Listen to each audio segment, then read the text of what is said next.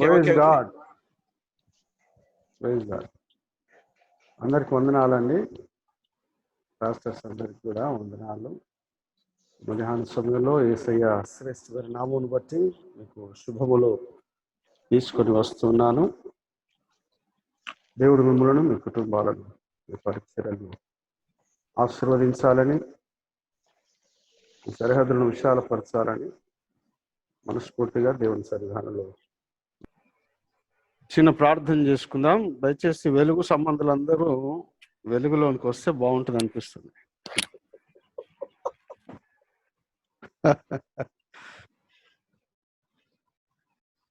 వెలుగు సంబంధులందరూ వెలుగులోనికి రాగలిగితే. షెపర్డయ్య గారు, చీకటి సంబంధులను చీకట్లో ఉండనివ్వండి. వెలుగు సామెల్ గారు వచ్చారు, చాలా సంతోషం.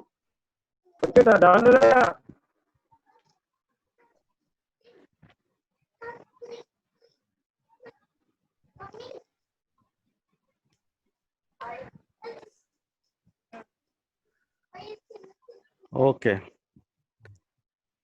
అందరు వెలుగు సంబంధాలు వచ్చేసారా?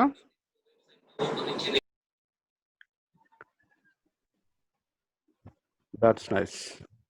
చిన్న ప్రార్థన చేసుకుందాం. ప్రేమపూర్ణుడా, కృపాభరితుడా, జీవాధిపతి, సర్వోన్నతుడా, సర్వశక్తిమంతుడా, సర్వాధికారి, మీకు స్తోత్రాలు, వందనాలు, కృతజ్ఞతలు సమర్పిస్తూ ఉన్నాం.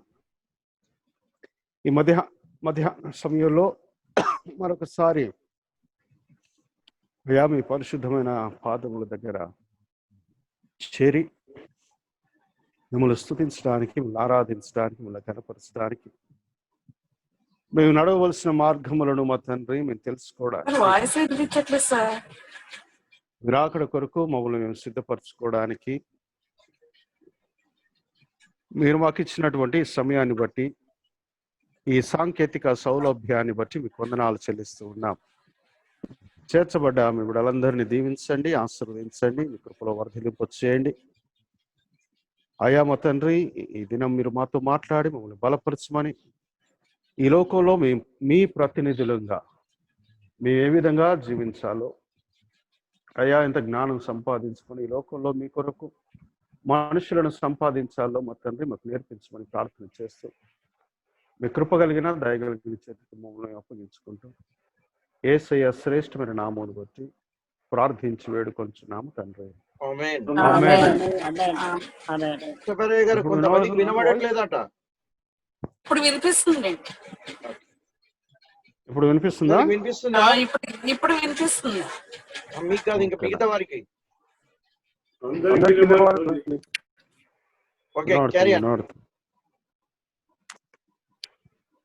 ఓకే, ఒక ప్రశ్న ఉన్నది నా దగ్గర. ఒక ప్రశ్న అడగాలనుకుంటున్నా. అందరు సేవకులు ఎంతమంది ఉన్నారు దీంట్లో? పాస్టర్స్ ఎంతమంది ఉన్నారు? దయచేసి మీ చేయి చూపెట్టండి. Pastors, okay, nice. ఓకే, నాకు ప్రశ్న ఉన్నది. పాస్టర్స్ కోసం ఒక ప్రశ్న ఉన్నది. ఇప్పుడు మీ సంఘాలలో ఉంటున్న వారిలో ఎంతమంది విశ్వాసులు ఉన్నారు, ఎంతమంది క్రైస్తవులు ఉన్నారో కావాలి.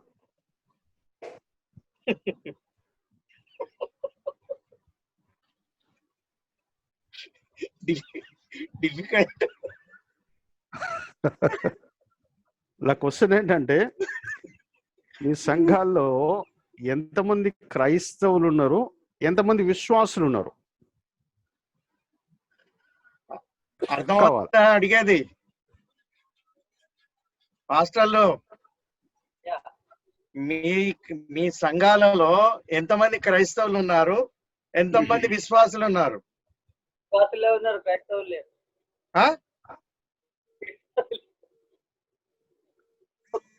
అంత్యోక్యలో మొదట క్రైస్తవులు అన్నబడి ఉన్నది.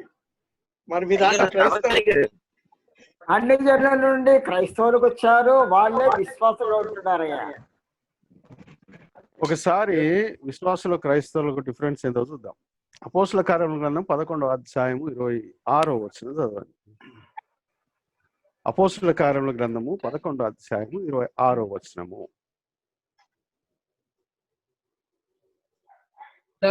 సురేష్ వారు కలిసి ఒక సంవత్సరం అంతయు సంఘములో బహుజనులకు వాక్యమును బోధించిరి. మొట్టమొదట అంతియొకయలో శిష్యులు క్రైస్తవులు అనబడేరి.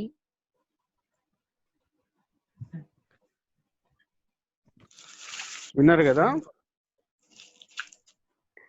మన సంఘాల్లో విశ్వాసులు ఉన్నారు, క్రైస్తవులు లేరు. ఇది ఫ్యాక్ట్, ఇది నిజం, ఇది వాస్తవం, ఇది యథార్థం. ఇంకేమైనా ఉన్నాయా పదాలు? మన సంఘాల్లో విశ్వాసుల చేత క్రైస్తవ సంఘము ఇప్పుడు భారతదేశంలో, ప్రపంచంలో నింపబడి ఉన్నవి.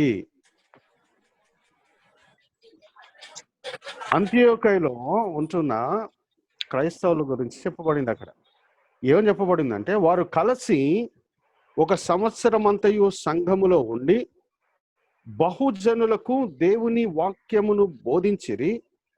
పిమ్మట అంత్యోకయలోని శిష్యులు క్రైస్తవులు అనబడ్డారు. వీరు క్రైస్తవులు అనబడడానికి మునుపు వారు చేసిన పనులను ఒకసారి మనం జ్ఞాపకం చేసుకోవాలి జాగ్రత్తగా. నేను పోయినసారి చెప్పిన కదా, దేవుడి వాక్యంలో ప్రతి అక్షరం కూడా చాలా విలువైనది, ప్రతి అక్షరం కూడా యథార్థమైనది, ప్రతి అక్షరం కూడా ఆమోదయోగ్యమైనది.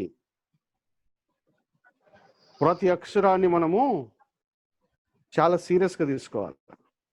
ఏ అక్షరం కూడా తేలికగా తీసుకోవడానికి లేదు. అక్కడ వాళ్ళు ఏం చేశారంటే, వాళ్ళు కలిసి సంఘములో ఉన్నారు, సహవాసంలో ఎడతెగక ఉన్నారు.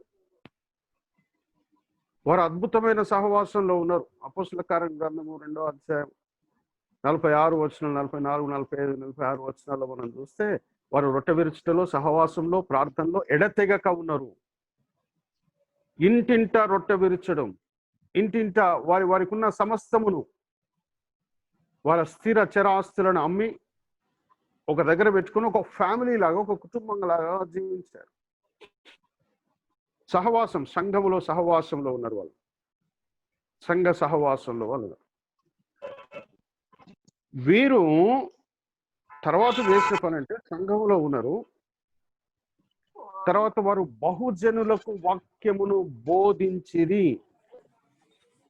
చాలా జాగ్రత్తగా గమనించారు. వారు బహుజనులకు వాక్యమును బోధించిరి.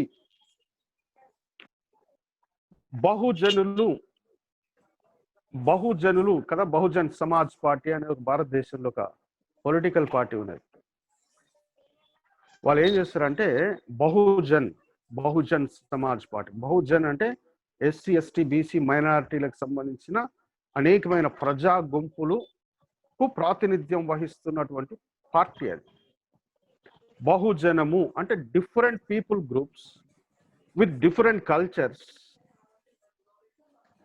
వీరు విభిన్నమైన సంస్కృతులు, ఆచార వ్యవహారాలు, మతాలు, సాంప్రదాయాలు కలిగినటువంటి అనేకమైన ప్రజా గుంపులకు దేవుని పీపుల్ గ్రూప్స్ అంట, దేవుని వాక్యమును బోధించారు అన్నమాట మనం చూస్తాం. వాళ్ళు ప్రకటించలేదు, వారు ప్రకటించలేదు. జాగ్రత్తగా గమనించాలి. ప్రకటించలేడు, ఒత్తి పలుకుతున్నాను ఈ మాట పదే పదే. ప్రకటించడానికి, బోధించడానికి చాలా వ్యత్యాసం ఉన్నది. ప్రకటించడానికి, బోధించడానికి చాలా వ్యత్యాసం. మనం వీధుల్లో తిరుగుతూ, గ్రామాల్లో తిరుగుతూ, యేసు ప్రభు రక్షకుడు, ఆయన అంగీకరించండి, మీరు మరణించిన తర్వాత దేవుని రాజ్యంలోనికి చేర్చబడతారు లాంటి సువార్త ప్రకటనను మనం చేస్తూ వెళ్తా ఉంటాం కదా, అది సువార్త ప్రకటన. ఈరోజు భారతదేశంలో 6340 జాతులు, తెగలు, కులాలు, పీపుల్ గ్రూప్స్, ప్రజా గుంపులు మన దేశంలో నివసిస్తా ఉన్నాయి. ఈ నివసిస్తూ ఉన్న ఈ 6340 ప్రజా గుంపుల్లో నుండి కేవలము 320 ప్రజా గుంపులే భారతదేశ క్రైస్తవ సంఘంలో చేర్చబడ్డాయి. చేర్చబడ్డాయి.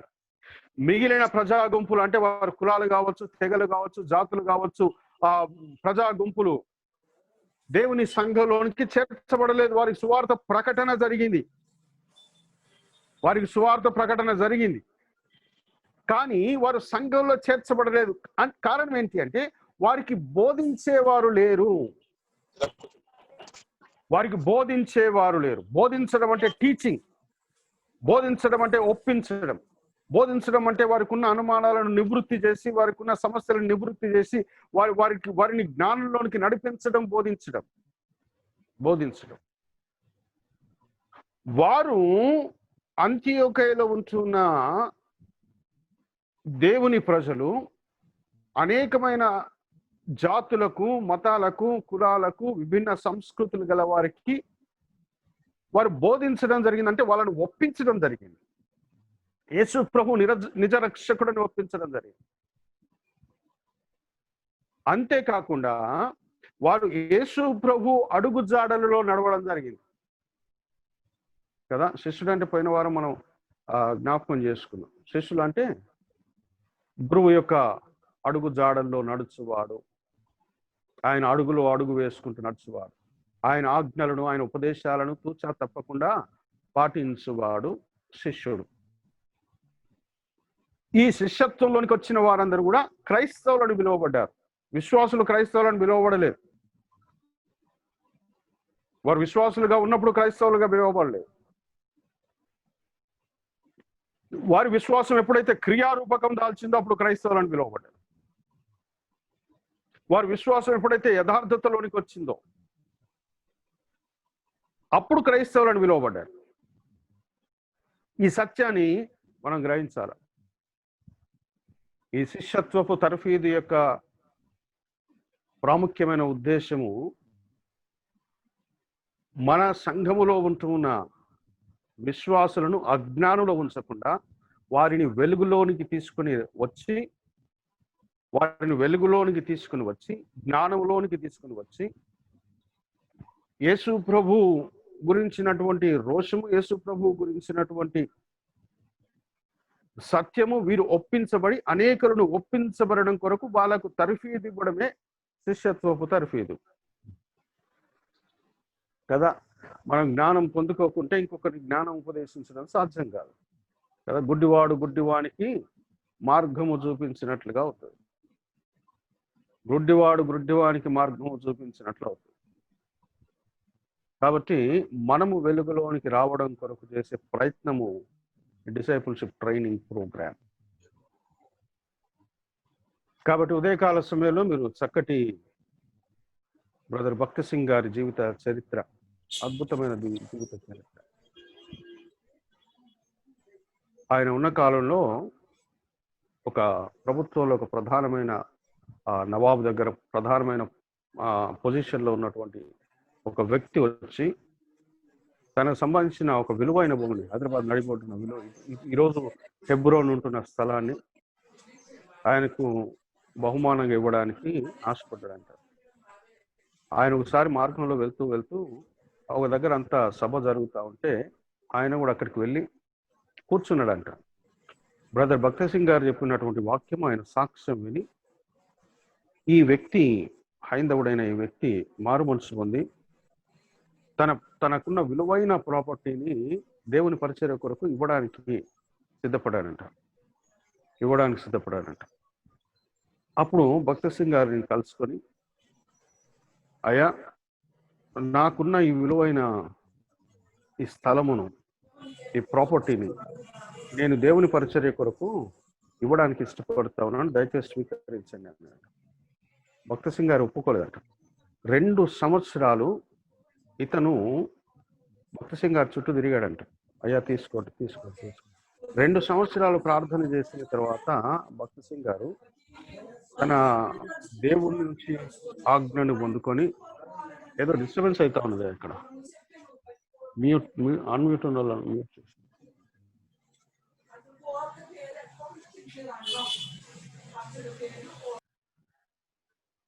రైట్. సో 2 సంవత్సరాలు ఆయన ప్రార్థన చేసి దేవుని దగ్గర ఆజ్ఞను పొందుకున్న తర్వాత తీసుకొని దానికి హెబ్రోన్ అని పేరు పెట్టాడు. ఈరోజు హైదరాబాద్లో ఉంటున్నటువంటి ముషిరాబాద్లో ఉంటున్నటువంటి ఆ హెబ్రోను ప్రార్థనా మందిరము,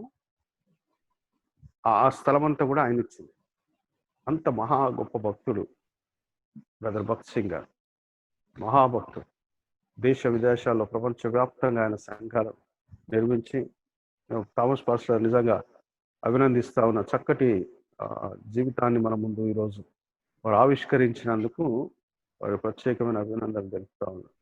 మంచి జీవిత కథ, వారి చరిత్ర మన ముందు ఈరోజు మనం వినడానికి దేవుడు సహాయం చేశాడు కదా. పోయిన వారం కూడా బిల్లీ గ్రాహాం గారి గురించి చాలా చక్కటి మాటలు అవి. సో ఇటువంటి కార్యక్రమం చేయడానికి మనము ఎన్లైట్ అయి, మనము జ్ఞానం సంపాదించుకొని, మన సంఘాల్లో ఉంటున్న విశ్వాసాలను జ్ఞానంలో నడిపించి వారిని ఆత్మలను కనువారుగా చేయడం కొరకు ఈ ప్రోగ్రాం ఏర్పాటు చేయడం జరిగింది. దినములు చాలా భయంకరంగా ఉన్నాయి. ప్రతిరోజు ప్రపంచంలో మరణము, ప్రతి ఇంటి వాకిట్లో మరణం ఉన్నది. ప్రతి ఇంటి వాకిట్లో మరణం. ఎవరు ఎప్పుడు ఏమైపోతారో తెలియనటువంటి ఆ భయంకరమైన పరిస్థితుల్లో ఈరోజు ప్రపంచం ఉంటా ఉన్నది. కాబట్టి మనం మెలకువగలిగి, జాగ్రత్త కలిగి, నిబద్ధతతో, అంకిత భావంతో, సమర్పణతో దేవుని పనిని కొరకు మనల్ని ఏర్పాటు చేశాడు. కాబట్టి దానికి అనుగుణంగా మన ప్రణాళికలను, మన ఆలోచన విధానాలను మార్చుకుంటూ అనేకులను దేవుని యొద్దకు మనము నడిపించడానికి కంకణబద్ధులమై ఉండాలని మనవి చేస్తా ఉన్నాను. దేవుని వాక్యము ఆషమాషి కాదు. నేను పోయిన వారం నేను జ్ఞాపకం చేయడం జరిగింది కదా. దేవుని వాక్యం యథార్థమైనది. దేవుడు చెప్పిన ప్రతి మాట కూడా నిజమైనది. నేను పోయిన వారం మీకు ప్రామిస్ చేసినట్లుగా ఈరోజు సొదొమ గొమొర్ర గురించిన వాస్తవికత, చారిత్రాత్మకమైన రుజువులను, సాక్ష్యాలను మీ ముందు ఉంచడానికి నేను ప్రయత్నం చేస్తాను. అదేవిధంగా యేసు ప్రభు కానా వివాహంలో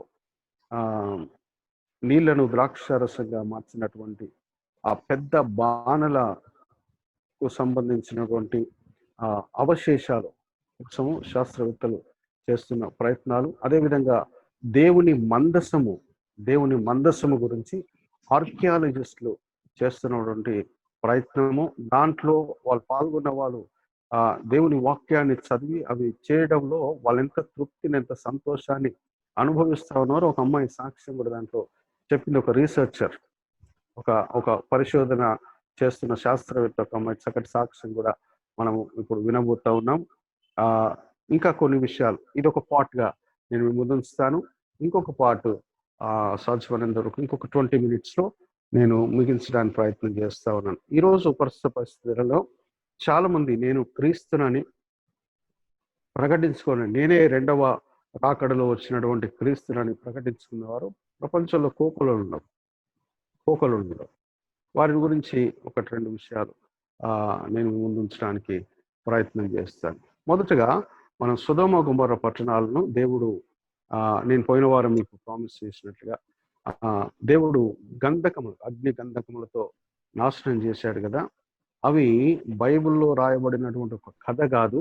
దీనికి పకడ్బందీ చారిత్రాత్మకమైన ఆర్కియాలజికల్ ఎవిడెన్సెస్ ఉన్నాయి, వాటికి సాక్ష్యాధారాలు ఉన్నవి అని మనం గ్రహించడం కొరకు నేను అవి ముందు ఉంచే ప్రయత్నం చేస్తా ఉన్నాను. అవి మీ వీడియోలో ప్లే అవుతుంది.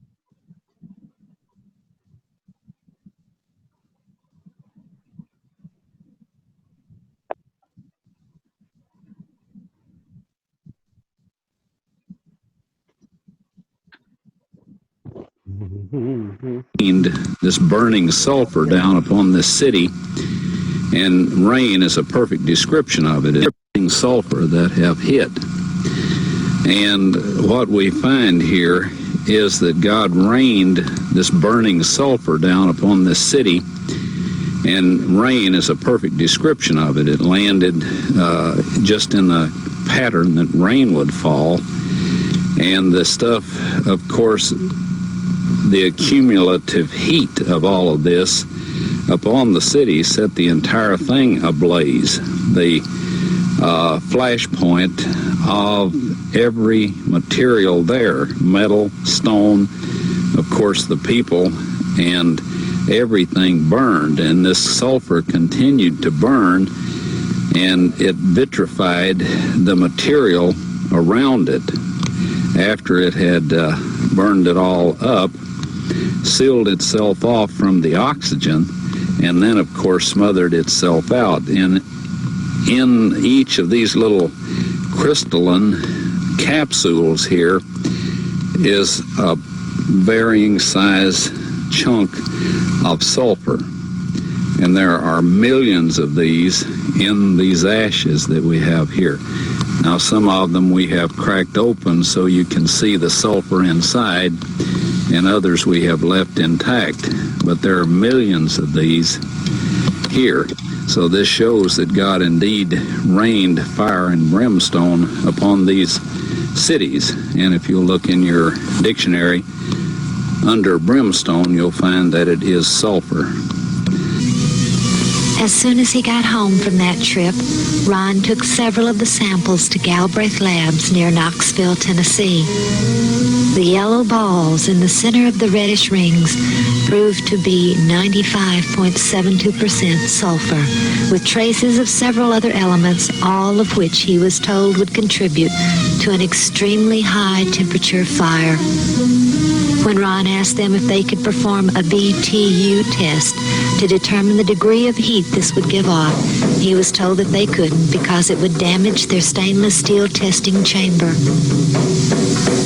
The material surrounding the encapsulated sulfur was also tested and proved to be ash.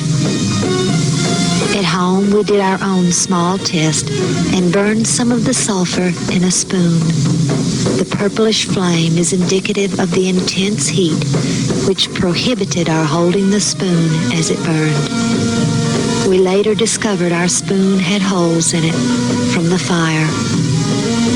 Then, we placed a small piece of the outer material also in the spoon and attempted to burn it, but it wouldn't burn at all. It didn't even darken. It was already completely consumed by fire, and nothing was left to ignite.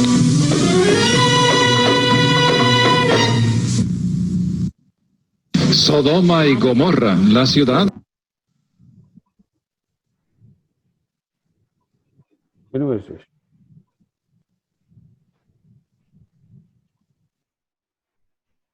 చూశారు కదా, సొదొమ గొమొర్రా పట్టణాలను దేవుడు గంధకంతో నాశనం చేసినప్పుడు వాటికి సంబంధించిన అవశేషాలను అక్కడ వాటిలో ఉండిపోయినటువంటి ఆ సల్ఫర్ అంటే గంధకం, దాన్ని తీసుకొని వెళ్ళి ల్యాబ్లో పరీక్ష చేసి భయంకరమైన వేడి చేత సొదొమ గొమొర్రా పట్టణాలు గంధకము యొక్క వేడి చేత కాల్చబడి బూడిదైపోయినట్లుగా మనము శాస్త్రీయమైన ఆధారాలతో సహా ఆర్కియాలజిస్టులు, భూగర్భ శాస్త్రవేత్తలు ఈరోజు మన ముందు ఉంచుతున్నారు. దేవుని యొక్క మాటలు వాక్యంలో చెప్పబడి కొన్ని వేల సంవత్సరాల క్రింద జరిగినటువంటి వాటిని 90వ సంవత్సరంలో జరిగినటువంటి ఆ రీసెర్చ్లో, ఆ పరిశోధనలో అక్షరాల బైబిల్లో ఉన్నట్టుగా అక్కడ చూడడం జరిగింది. దానికి సంబంధించిన ఇంకొక వీడియో మనం చూసే ప్రయత్నం చేద్దాం.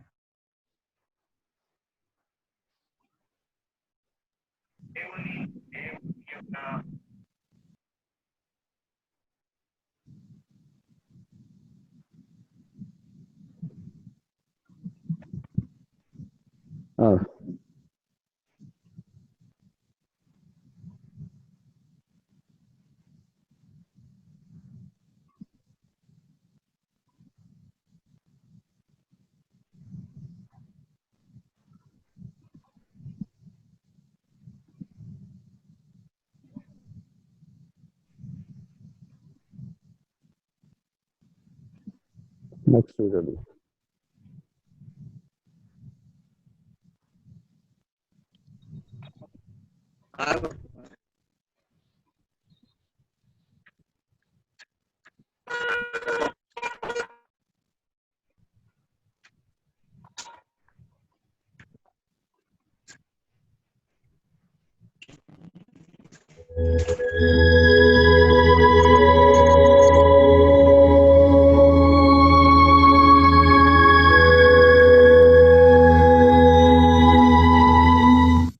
Well, here we are standing at sea level on the road down to the Dead Sea. This is the highway from Jerusalem which leads down to the Dead Sea. We're going to carry on another 400 metres down below sea level. At nearly 400 metres below sea level, it is the lowest lake on Earth. The water has a salt content many times more than ocean water, giving it a much higher relative density. This means that objects float much higher than normal, as Jim, Tor and Mark demonstrate here. This is the Dead Sea, also known in the Bible as the Salt Sea. As you can see at the edge of the lake here, just masses of salt. Because the salt content of the water is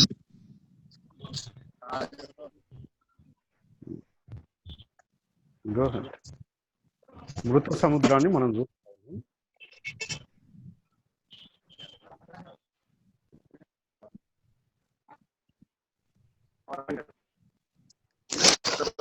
so high. As the water evaporates, it leaves behind these enormous salt deposits and huge salt crystals. That's just pure salt coming out of the water. The lake was once a lush and fertile valley. Large cities flourished nearby. Ron's research led him to locate the ashen remains of Sodom near the southern end of the lake, and nearby the ashen remains of Zoar, still visible after nearly 4,000 years. The distinct square outline of the city is still visible, as this colour-enhanced photograph clearly shows. The square shape is what one would expect to find, since ancient cities were often built within a square boundary of defensive walls. Erosion from wind and rain means that virtually nothing recognizable remains. But these mounds are obviously anomalies, structures destroyed long ago. The best preserved remains found by Ron are below Masada.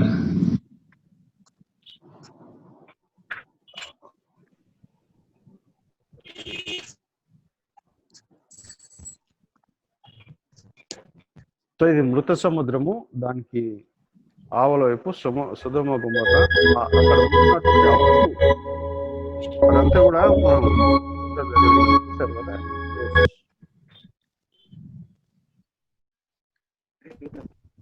ఇది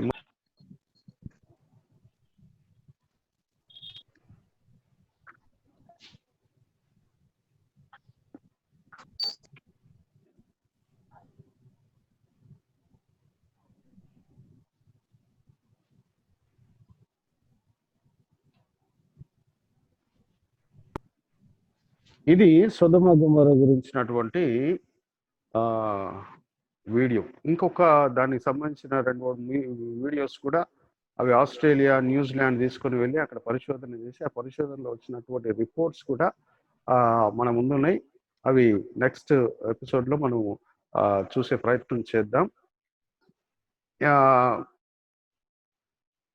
మోషే కానానులోనికి ఇశ్రాయేలీయులను పంపించినప్పుడు ఈ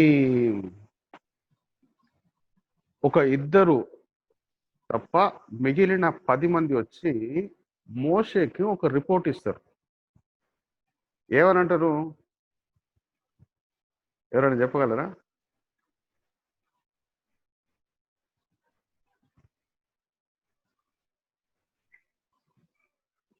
వేగులను మోషే కానాన్లోనికి పంపి అక్కడ పరిస్థితి ఏంటో చూసి రమ్మని చెప్పినప్పుడు యెహోషువ కాలేబులు తప్ప మిగతా 10 మంది మోషే దగ్గరకు వచ్చి ఒక రిపోర్ట్ ఇస్తారు. అక్కడ చూసి వచ్చినటువంటి రిపోర్ట్ ఇస్తారు. ఏమనంటారు?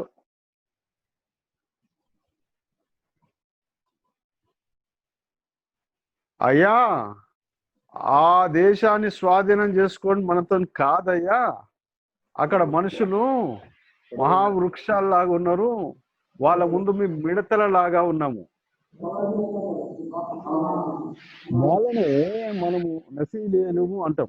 మ్యూట్ చేయను లాస్ట్ లో ఇష్టమా ఏదైనా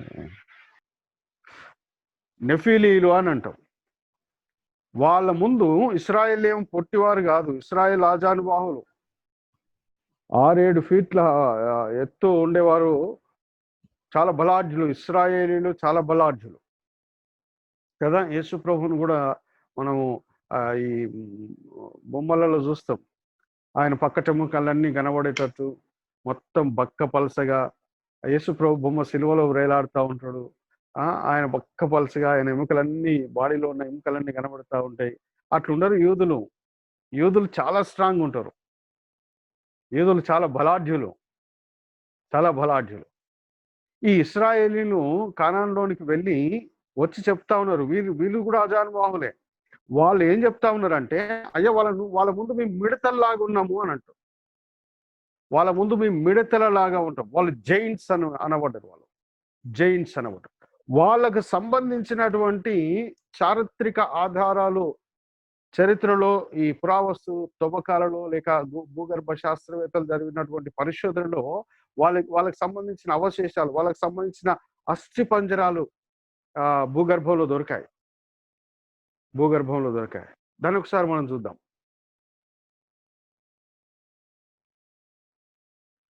ఇదంతా బైబిల్ని రుజువు చేయడానికి చెప్తున్న మాటలు.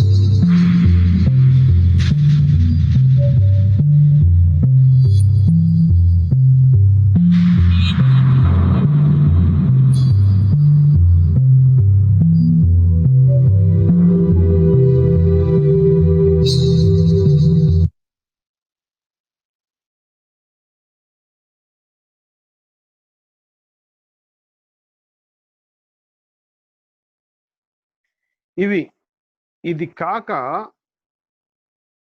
ఇటువంటివి చాలా ఈ పురావస్తు శాస్త్రవేత్తలకు లేక భూగర్భ శాస్త్రవేత్తలకు, పరిశోధన చేసే వారికి చాలా దొరికి. ఆర్కియాలజికల్ ఎవిడెన్సెస్ బైబిల్ గురించి మనము వెతుక్కుంటూ పోతే, చూస్తూ పోతే, వాటి గురించి తెలుసుకుంటూ పోతే కోకొల్లలు బైబిల్కి సంబంధించినటువంటి ఆధారాలు, సాక్ష్యాలు మనకు చరిత్రలో దొరుకుతూ ఉంటాయి.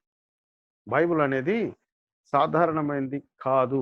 ఇది లివింగ్ బైబిల్. బైబిల్ జీవ గ్రంథము.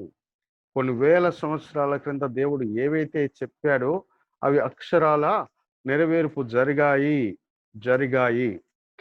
ఆ రోజున ఉంటున్న మనుషుల యొక్క అవశేషాలు, మనుషులు జీవించినటువంటి వారి పట్టణం, దావీదు పట్టణం కూడా చరిత్రలో తువ్వకాల్లో దొరికింది. దావీదు పట్టణం దొరికింది. యేసు ప్రభు వాడిన వస్తువులు దొరికాయి. యేసు ప్రభువును సమాధి పెట్టింది అందరికీ తెలిసి ఇప్పుడు వెళ్ళి చాలా మంది చూసి వస్తూ ఉన్నారు. దానికి సంబంధించిన బైబిల్కి సంబంధించిన ప్రతి ఆధారము మనకు చరిత్రలో దొరకడాన్ని మనం చూస్తూ ఉంటాం. కాబట్టి ఒక నిమిషం.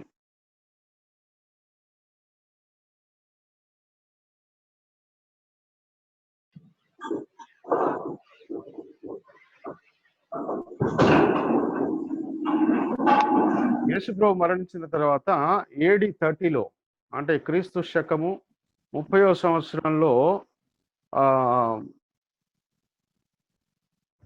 మొట్టమొదటిగా నిర్మించబడినటువంటి క్రైస్తవ దేవుని మందిరాన్ని ఒకసారి చూద్దాం. I was sitting in a bookshop in Jerusalem one day when I was approached by a Christian lady who beckoned me to come and follow her to see this secret location on Mount Zion, which contained the hidden remains of the first Christian church, headed by none other than the Apostle James, the brother of Jesus. Well, I followed her, and little was I prepared.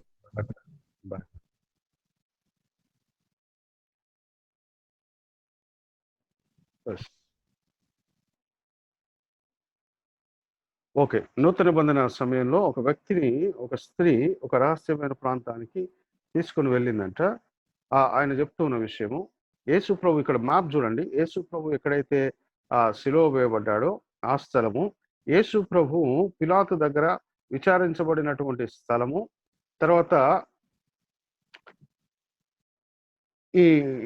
ఇక్కడ last లో upper room of the last supper, Yesu ప్రభు చేసినటువంటి చివరి రాత్రి భోజనానికి సంబంధించినటువంటి స్థలాన్ని అక్కడ మనము చూస్తా ఉన్నాం. జాగ్రత్తగా చూడండి. Headed by none other than the Apostle James, the brother of Jesus. Well, I followed her, and little was I prepared for the incredible journey that was about to begin. So we're going to the first church,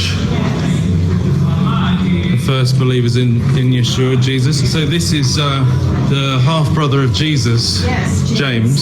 Yes. He was the chief elder of this church. Of the Jerusalem congregation. Wow. This church was underground. Yes, we call it the first church. But it was under threat of persecution. You will see.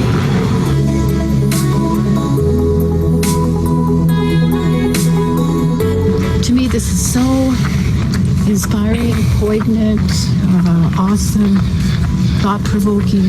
To see that where our churches came from. Will the first church also be the last church? The days of the book of Acts, isn't it? This building here. Well, this is a covering over the first church.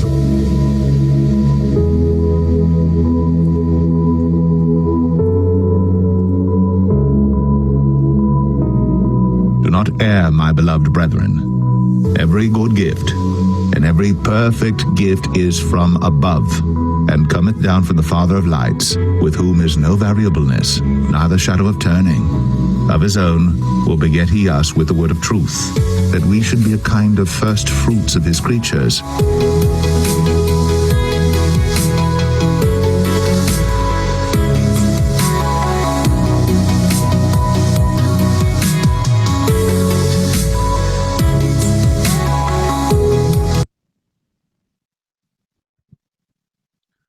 ఈ మొదటి క్రైస్తవ సంఘము రోమా ప్రభుత్వం యొక్క భయంకరమైన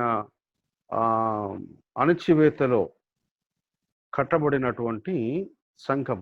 ఇది భూగర్భంలో కట్టబడినటువంటి సంఘం. దీనికి యేసు ప్రభు సహోదరైన యాకోబు దీనికి నాయకత్వం వహించి ఆ సంఘాన్ని నడిపిస్తున్నట్లుగా మనం చూస్తా ఉన్నాం.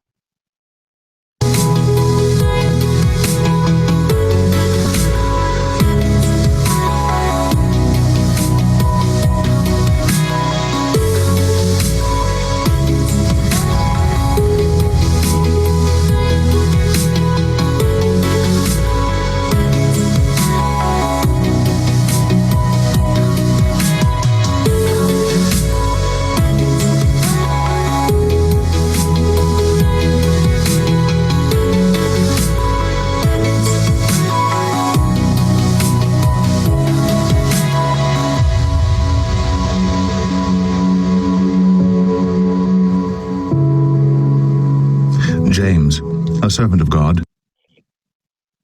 మొట్టమొదట యేసు ప్రభువును ఆయన సహోదరుడైన యాకోబు అంగీకరించలేదు. అంటే దేవుని కుమారునిగా ఆయన అంగీకరించలేదు.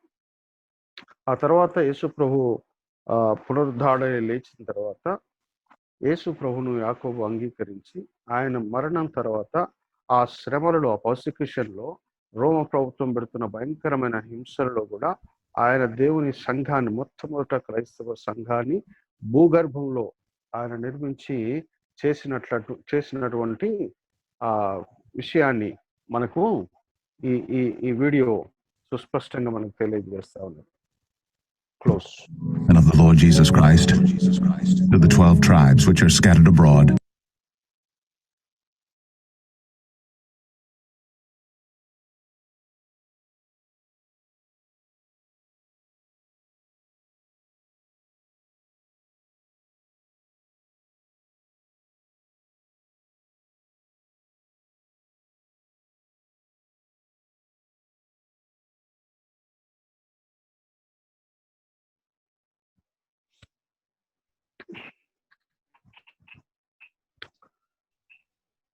పాస్టర్స్ అందరు ఎంజాయ్ చేస్తున్నారా వీడియోస్?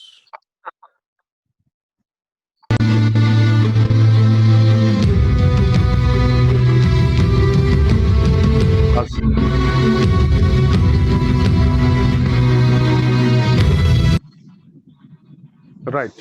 ఇది నోవాహు ఓడ, అరారాతు కొండ మీద నోవాహు ఓడను ప్రముఖ ఆర్కియాలజిస్ట్ రాన్ వైట్ అనే వ్యక్తి దాన్ని పరిశోధించి దాదాపు 10 సంవత్సరాలు దాన్ని అనుకోండి, డిస్టర్బెన్స్ వస్తుందా?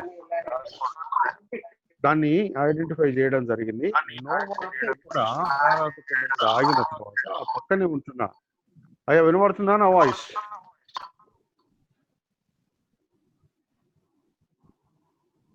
Masters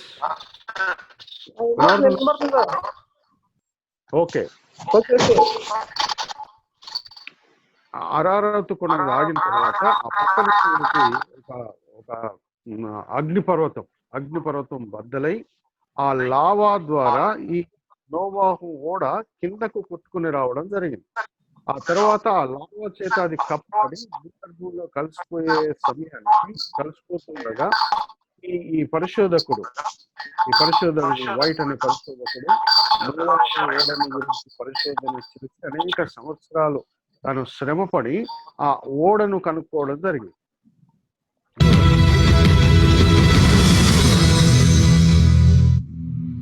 On June 20th, 1987, in the mountains of Ararat, Turkey officially recognized the discovery of Noah's Ark. Located on a mountainside about 15 miles south of the volcanic Mount Ararat.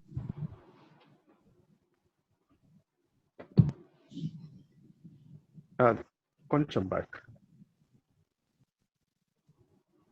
Right. He could see what చూస్తున్నారు కదా, ఇక్కడ కనబడుతున్నటువంటిది అది ఓడ, along the now exposed sides. Also, he was able to measure the depth of the debris and measure the length. It was 515 feet, or exactly 300 పొడవు 515 ఫీట్ల పొడవు ఉన్నట్టుగా దాన్ని ఆ శాస్త్రవేత్త కొలిచి నిర్ధారించడం జరిగింది. Royal Egyptian cubits. He was now convinced. He carefully combed the surface, looking for evidence that it was a shipwreck. He saw what he believed were petrified structures of an ancient ship whose deck had collapsed. దానికి సంబంధించినటువంటి అవశేషాల కోసం ఆ ప్రాంతం అంతా కూడా ఆయన వెతికి దానికి సంబంధించిన అవశేషాలన్నీ కూడా చాలా వరకు ఆయన వాటిని తెలుసుకోవడం, వాటిని కలెక్ట్ చేయడం జరిగింది. He saw what looked like deck joists and deck support timbers. Of particular interest was the fact that the ship appeared to be impaled on a large outcropping of limestone. He concluded that this indicated that the ship had slid into the rock from another location. Before he made his first trip to Turkey, he had done an experiment in a nearby lake, building mountain configurations out of rocks and floating a boat model by them to see the reaction of the boat. He noted that a crescent shape caused the water to pull the boat into the crescent, where the boat remained and gently floated.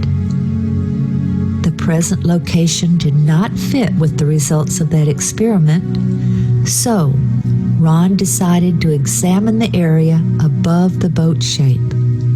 The site was in a moving mud flow, so he followed the mud flow up the mountainside. About 1.5 miles up, he found a crescent shape of mountains. He saw that the mud flow began up here. When he arrived near the top of the ridge, he found an ancient stele, like an ancient billboard, which depicted the boat shape, the familiar mountain ridge, several birds, and 8 faces within the boat shape. Clearly, this was a reference to the ship of Noah and its 8 survivors. So ఇది చాలా పెద్ద video, 14 నిమిషాలు 15 నిమిషాలు దాకా ఉన్నది. అదంతా మనము చూడడం చాలా సమయం అవుతుంది. మెట్టుకు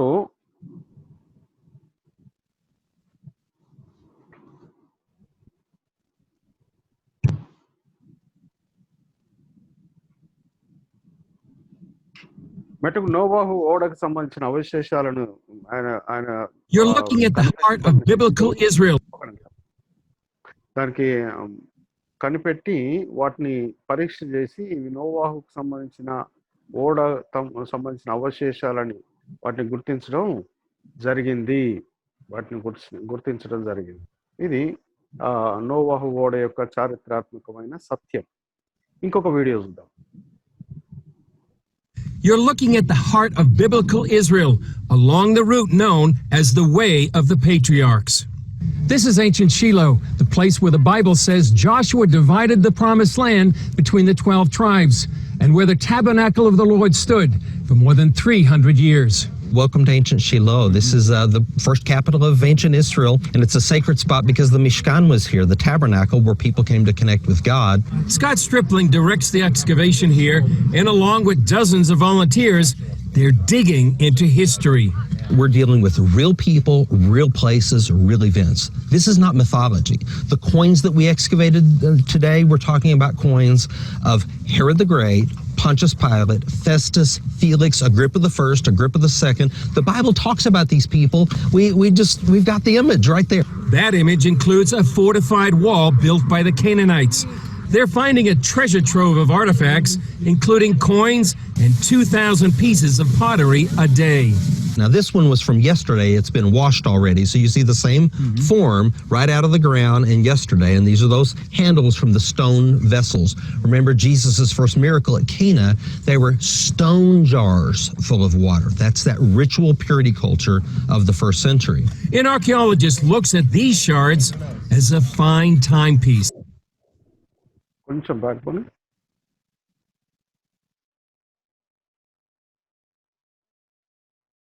రైట్. ఇది ఇస్రాయేల్ దేశంలో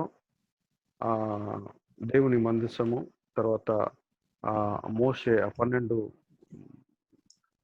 భాగాలుగా వాగ్దాన భూమిని విడగొట్టడము, ఆ తర్వాత ఆ ప్రాంతాల్లో దేవుని మందసము ఉండడము, దానికి సంబంధించి ఆధారాల అవశేషాల గురించి వారు తవ్వకాలు జరుపుతూ ఉండగా వారు యేసు ప్రభువు చేసినటువంటి మొదటి సూచక క్రియ సంబంధించినటువంటి బాణలకు సంబంధించి రాతి బాణలకు సంబంధించిన అవశేషాలు వారికి దొరకడం జరిగింది. అది దానికి సంబంధించి ఆయన ఎక్స్ప్లెయిన్ చేస్తా ఉన్నాడు. Water. That's that ritual purity culture of the first century. An archaeologist looks at these shards as a fine timepiece. Just like your great-grandmother's pottery is different from your pottery that you're using today, and once we learn the pottery, then we can use it as our primary means of dating. Stripling says literally digging into the Bible can change your life. You can read the Bible, you can walk the Bible, but the ultimate is to dig the Bible. You know, when we actually get into the soil, like these students from Lee University, they're literally, it's under their fingernails and in their nose and their mouth and their ears, and they're exposing this ancient culture. It becomes one with you. And sort of like we came out of the soil, and as we dig into this soil, we connect with God and with each other, I think, in a very important way. I love getting my hands dirty. I love digging in the dirt. It's my favorite thing.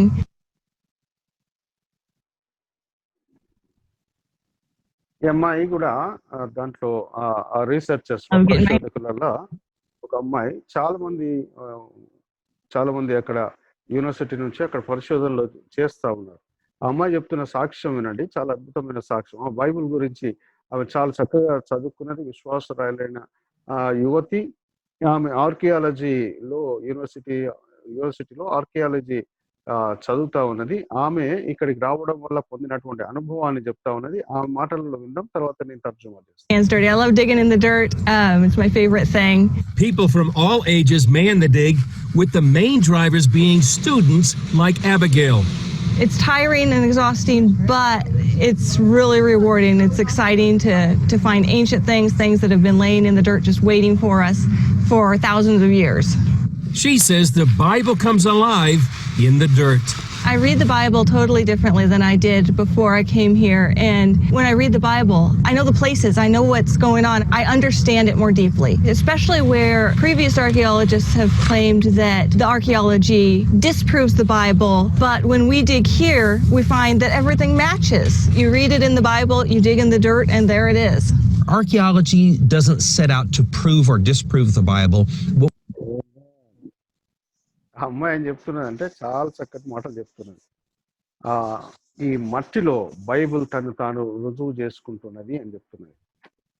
ఈ మట్టిలో నేను Bible చదివాను, కానీ ఈ మట్టిలోనికి వచ్చాక నాకు Bible చాలా చాలా చాలా ఎక్కువగా అర్థమవుతుంది. నేను చదివిన దానికి దీనికి 100% మ్యాచ్ అవుతా ఉన్నది, 100% రుజువు చేయబడతా ఉన్నది. దేవుని వాక్యాన్ని చదివినందుకు నేను చాలా సంతోషపడుతున్నట్టుగా ఆ అమ్మాయి అద్భుతమైన సాక్ష్యం చెప్తా ఉన్నది. We want to do is to illuminate the biblical text, the background of the text. So to set it in a real world culture, to what we call verisimilitude. So we get an ancient literary description. Now we have a material culture that matches that. Chris, you're sitting where Samuel and Eli and Hannah and these people that we have read about, they came just like us, needing answers, needing to connect with God, needing forgiveness. He says they dig into the past and find lessons for the present. One of the faith lessons for us is that God is the potter and we're the clay. And even if our lives are broken, like these vessels are, God told Jeremiah, after he told him to go to Shiloh and see what he had done, he told him to go to the potter's house and look at a flawed vessel and see how the potter puts it back on the wheel and works out the imperfections. So my faith lesson is this, that yes, we're imperfect, but if we'll allow God, he wants to put us on his potter's wheel and he wants to make us a vessel of honor. Stripling often cites Psalm 102 that says, "O Zion, your servants take delight in its stones and favor its dust." Ultimately, Chris, if the Bible is true, then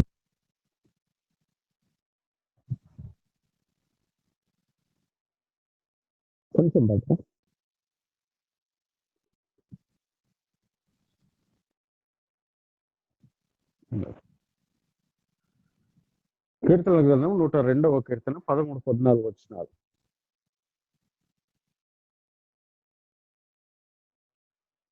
13-14 వచనాలు మీరు తర్వాత వాటిని చదవండి.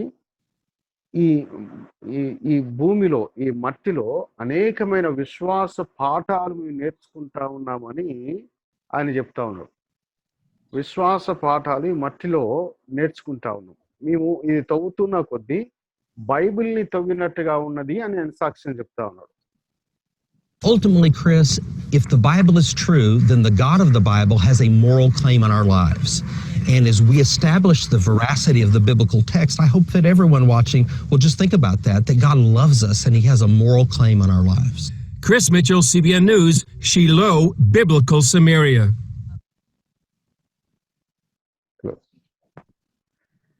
Amen. Amazing.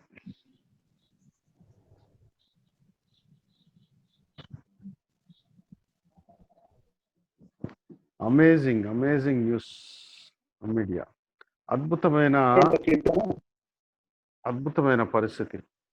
వాళ్ళు ఆ భూమిలో తవ్వుతున్న కొద్దీ బైబిల్ని తవ్వినట్టుగా ఉంది. పాత నిబంధన అవశేషాలు, పాత నిబంధన రుజువులు, పాత నిబంధన సాక్ష్యాధారాలు, నూతన నిబంధన సాక్ష్యాధారాలు అనేకం వారిని విశ్వాసంలో ఇంకా బలపరుస్తున్నట్లుగా వారు సాక్ష్యం ఇవ్వడాన్ని మనం చూస్తా ఉన్నాం.